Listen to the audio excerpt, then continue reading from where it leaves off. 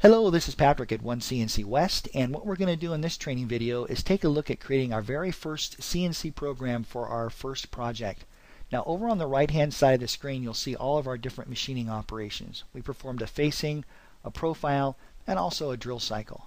Alright, now to create our CNC program, take your cursor up here where it says Toolpath Group, where this orange strip is, and just right hand mouse click. Once you do that, you're going to get this drop down menu, and from here you want to select Post Group. Alright, once you do that, you're going to get this dialog box. The first thing you want to take note of is which post processor has been selected.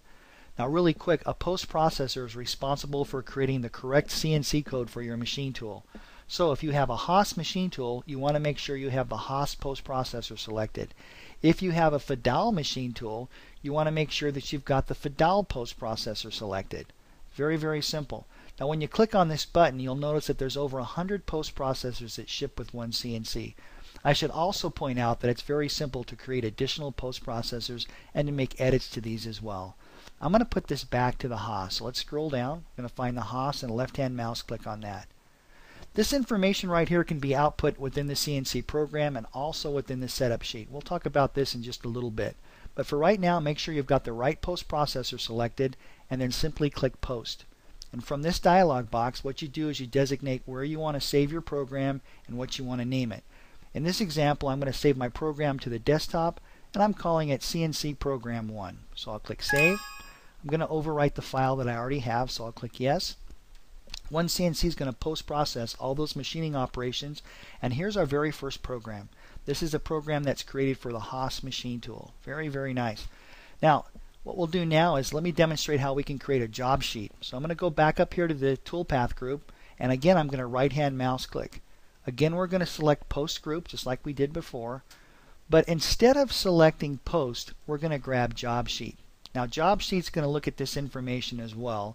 Right now I'm going to leave it the way it is, but for example if I change the author to, how about Patrick Matthews. Okay, this is just a quick example. Now we're going to go to Job Sheet.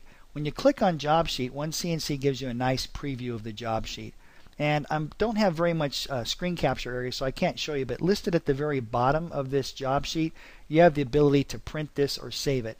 This is just a preview, remember. I'm going to move this down just a little bit, and I'm going to select Save. And I'm just going to call this, I'll just call this Job 1. Whoops, Job 1. That looks good, so we'll click Save.